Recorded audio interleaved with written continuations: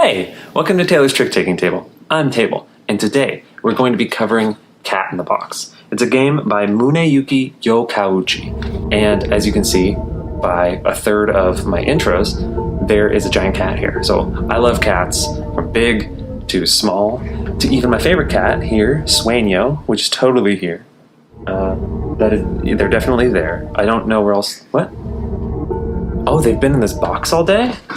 Sueño, my favorite cat, has been in a box all day. Oh no. If Sueño's here and Sueño's there, then this is a cat paradox. Oh no. Welcome. We've got the cat paradox. How delightful. I'm Taylor from a different universe. I'm Goatee Taylor. Ooh. I look like all those adults you see on television, like Walter White or Mike Ehrmantraut or Gomi or just people from Breaking Bad, I guess.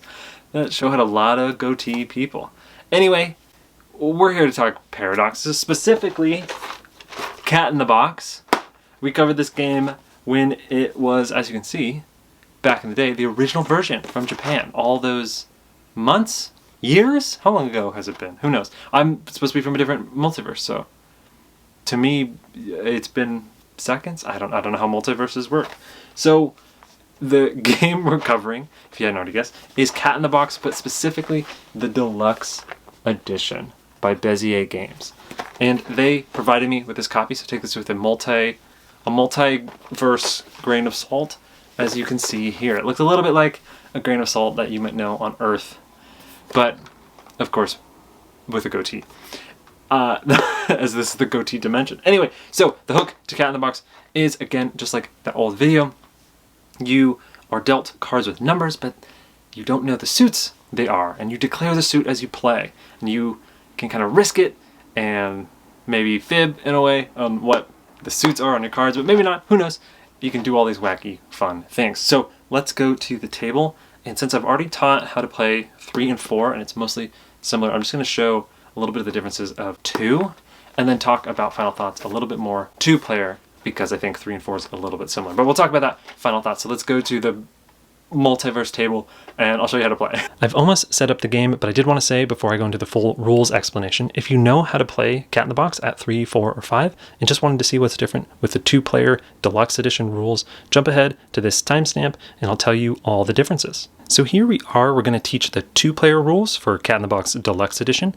If you want to know how 3, 4, and kind of 5 work, go check out my old video with the original edition. That's pretty much how those player counts play. But at 2, as you can see, because the deck makeup is on the cards, the deck at 2 is going to be just the 1s, 2s, 3s, 4s, and 5s. And these are suitless, as you can see in a little bit, because that's important for the gameplay. And there are 5 of each in the deck. Here we have the game set up for 2 players, so you're going to only use half the board. So the 6s are going to be covered up by those black cat tokens. You're going to shuffle the deck and deal 10 to each player, so that'll leave 5 left over. 2 of them will just go face down, but 3 of them are going to be revealed and kind of take up a little bit of space over here, so it's a little bit more tight for the 2 players. So you're going to look at the numbers that come out, and you're going to place along the bottom row all the unique numbers, and then any duplicates, you're just going to move up a row. So as you can see, we got 2 3s, so we'll cover that yellow 3. If there was 3 3s, we would just do that, right? Covered up that blue. But so a player that isn't in the game, that yellow kind of atom piece, is going to just be blocking the other players. Then you're going to give the start card to the person who last saw a cat. Maybe it was this cat. Maybe they looked in the mirror. And then players are going to get tokens for their piece that's going to be going on the research board. Also, they're going to cover up on their board here any of the spots that say, hey, I don't have this suit anymore. These will be removed when a player is out of that suit, which I'll explain in a little bit. So after that happens, players are going to look at their 10 cards. They're going to choose one of them to get discarded. So maybe this person's like, oh, I have a lot of 1s. I'm going to discard a 1. That would just go face down, and this player would do the same. So now each player has 9 cards, but they're only going to play 8 tricks at the most, because, as I'll explain in a little bit, this game can end early if one of the two players causes a paradox. So a notable difference before we get into the card play is, as you can see, I'm using the tokens here to cover up the numbers in the middle. Usually in a 3, 4, or 5 player game, you're going to use these numbers to bid. Players will be bidding on the number of tricks they think they're going to take. So that phase is just skipped at 2. You go straight to the trick taking. So this cat over here will look at their hand. And like I said at the start, these numbers are suitless. So when a player picks one of them, they can play to one of the suits around their card, and that will be the suit of the card. So, for example here, say this cat played one of their 4s and said it was actually a blue 4. So they'll take their token, they'll cover their blue 4, and then it will go to the next player. They could have, if they wanted to, said, oh, it was actually a green 4 or a yellow 4 and put the card over there. But for now, let's just say they said a blue 4. So, Cat in the Box is a must-follow game, meaning this player here has to play a blue if they have one. But again, these can be whatever they want them to be. So, if the player wanted to stay in suit and keep playing this game as a normal kind of trick taker here, they could play this 2 and say it was a 2 blue. So the highest of the lead suit would win the trick. So that would be the cat, the blue cat over here. They'll collect the trick and they'll lead to the next trick. So maybe they say, oh, this is a 3 blue, and they'll take their token and put it on there. So now this person, this cat, this black cat, if they didn't want to play a 5 blue or a 1 blue, they could, if they wanted to, just say, hey, you know what, this is actually a 1 red. And they'll come up here, and why they did that is because red is the strongest suit, the trump suit in the game. And so not only would they put their token here, they would also remove this token, because what they said was, you just played a blue 3, and since it's a must-follow game, I don't have any blues anymore. See that black X there? So for the rest of the game, I can't play any blues, which is a little bit scary, because as I said before, you can cause paradoxes that way. Woo! But they won that trick, so good for them, because red is the strongest suit in the game. Another important thing that just happened, this just allowed reds to be led to the trick. So at the start, if this cat wanted to play a red, they actually couldn't, because no one has broken reds. It's kind of a rule like in hearts, if you're familiar with that, where you can't lead the strongest suit, the trump suit, until someone's either played it offsuit, like in this example exactly right here, or if it was your only play, like say everything was covered up and no one played red at all, and it got to the end of the hand where there's only, you know, a few more tricks or a couple tricks left, you can lead a red if you're forced to. But so anyway, this black cat takes the trick, they will put it in their little trick pile, and then they'll lead to the next trick. So this is gonna just keep going on and on. As you can see here, they can't play a 5 blue because they're out of blue. So if they did want to play this 5, they could say, you know, it's a 5 red now, because, you know, red can be lead, or like a 5 yellow. So this will just keep going back and forth. So actually, let's fast forward a little bit. Alrighty, fast forwarding to the last trick here. So like I said, they'll both have 2 cards left for the last trick, because they only play 8 tricks, even though they had 9 cards at the start, and it was black cat's lead, so they were out of blue, so they're just going to play, they can't play any other 5s because 5s are blocked, so they're just going to play this 1 green and place that right there. And finally, this cat over here, their only valid play is this 1, they're going to say a 1 blue, so they're just going to do that. So then this cat would take the trick because they let it. And as you can see, no paradox was caused. So we're going to cover scoring with the no paradox rules. So each cat will score 1 point per trick that they won. So 1, 2, 3, 4, 5, 6 for this cat, and then 2 for the blue cat. And then if this is different from the 3, 4, and 5 player rules, how you get the bonus, or there is a bonus if you don't know about the bonus, is if you get 3 tricks or less, you're going to look out on this research board here, and you're going to see the biggest chunk that you have, and you're going to get bonus points for that chunk. So as you can see, this cat over here got 6, so they don't care about this. They don't get any bonus points. They don't get those 3 bonus points there for their biggest group. But this cat over here, since they got 2, will get another 4 points because of this bonus chunk here. So actually, they got 6 points total, and they got 6 points total. Then you shuffle and do another round. And then after that round, the game is over, because at 2 players, you just play 1 round each. So the start player would also move to this player. As you can see, there's actually an empty space at 2 players, just the way the math works. That'll always be true. So let's go to a quick example of if there was a paradox, though. If this was the final trick and this cat led a 1 green, as you can see here, the blue cat only has a 3 and a 5, and they can't play a 3 or 5, so they've caused a paradox. This would also be true if maybe this was moved over and they said earlier that they didn't have blue and they had a 3, but since they said they didn't have blue, they can't play that blue 3. Another way to cause a paradox. So if you cause a paradox, all that's going to change is you don't get any of the bonuses up here, no matter any number of tricks you've taken. And then instead of 1 point per trick, you're going to get -1 per trick. So over here, this cat, instead of getting 2 points, they'll get -2 points. Importantly, the trick doesn't evaluate. So the second they cause a paradox, like, I caused a paradox. This cat doesn't like win this trick. It just wipes and then the round is over. The tokens they do place still matter though, like that green one that they placed when they led to the trick, would still have counted if they wanted like a research bonus or whatever it is. So that's how to play Cat in the Box at 2. So in summary, the main differences with 2 is just a smaller board with some information leaked out and a little bit of leniency because there will always be one spot left over. And the huge difference is there's no bidding for the research bonus. So you don't bid on your hand. How you get the research bonus is if you take 3 or fewer tricks. So 3 of those 8 tricks or less, then you'll get the research bonus. Those are the main differences at 2. Hey, pre-Taylor, before you watch Goatee Taylor, the video you're about to watch is Final Thoughts based on a copy that I was sent by Bezier Games. So keep that in mind, like 100%. Huge grain of salt, everything I say, keep that in mind. Okay, take it away, Goatee Taylor. Hey, Goatee Taylor here, ready for Final Thoughts. I have a cat on my hat and a cat in the box, Deluxe edition. It's interesting, I actually imported the original edition when it was coming out in Japan for Tokyo Game Market.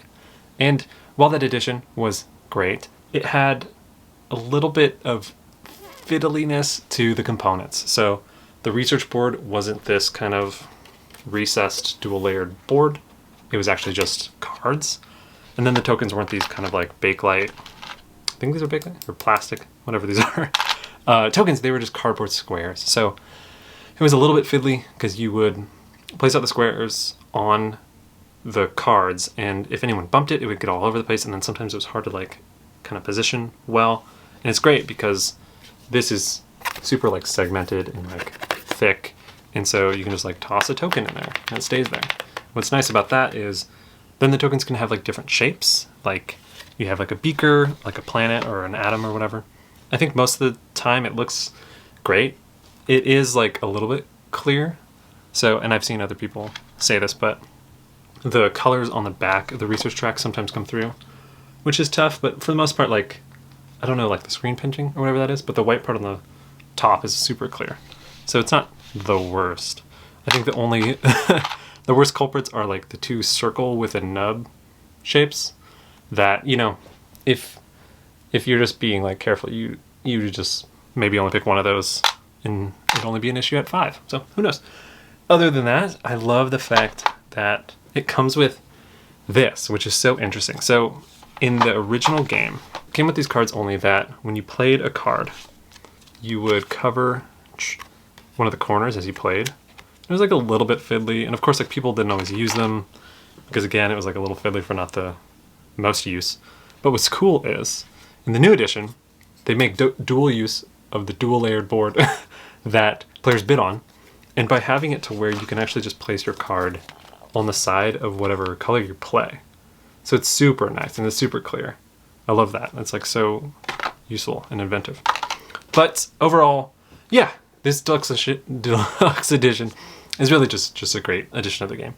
And you can't really go wrong with everything in it. I even love the rulebook. The rulebook's like laid out in a very much like scientific journal of sorts, experiment manual. And love the tongue-in-cheek nature of it. But we're here to talk about gameplay. 3 and 4 is the exact same as what I talked about in the last video, and it's great. I think it has the same benefits, the same kind of flow and feeling as the first edition. So you can't go wrong. I think 5-player I've only played once, so I don't think I'm too well versed to rule on it, to decree on it.